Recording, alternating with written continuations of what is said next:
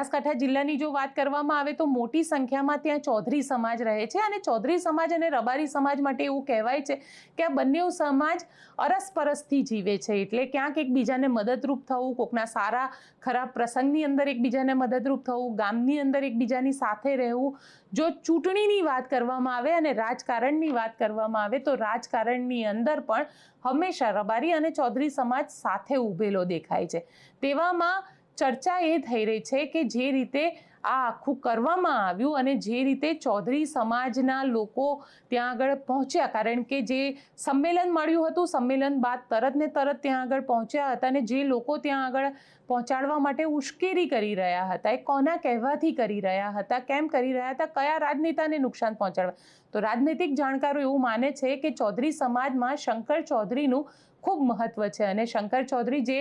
આપણને હંમેશા બનાસ ડેરીના અલગ અલગ કાર્યક્રમોમાં પણ દેખાય છે અને વિધાનસભાના અધ્યક્ષ પણ છે, રાજનૈતિક રીતે ઘણા વર્ષોથી સક્રિય છે. ચૌધરી સમાજની અંદર એવું કહેવાય છે કે શંકર ચૌધરી જો એકવાર ત્યાં આગળ કહી દે તો પછી ચૌધરી સમાજમાં ઝાઝા લોકો શંકર ચૌધરીની વિરુદ્ધમાં નથી જતા, એટલે ક્યાંક ને ક્યાંક શંકર ચૌધરીના જે રાજનૈતિક દબદબો છે તેને પણ અહીંયા આગળ નુકસાન પહોંચાડવાનો પ્રયત્ન કરવામાં આવી રહ્યો છે, કારણ કે સોશિયલ મીડિયા ઉપર ખૂબ એવું ચાલી રહ્યું છે કે આ આખા મુદ્દે શંકર ચૌધરી ચૂપ કેમ છે, કે શંકર ચૌધરી કેમ નથી બોલી રહ્યા, શંકર ચૌધરી પોતે શું માની રહ્યા છે આ મુદ્દાને લઈને, કેમ શંકર ચૌધરી એ ચૌધરી સમાજની દીકરીને પાછી નથી લાવતા. આ પ્રકારની ચર્ચાઓ સોશિયલ મીડિયા ઉપર ઘણા બધા એવા લોકો છે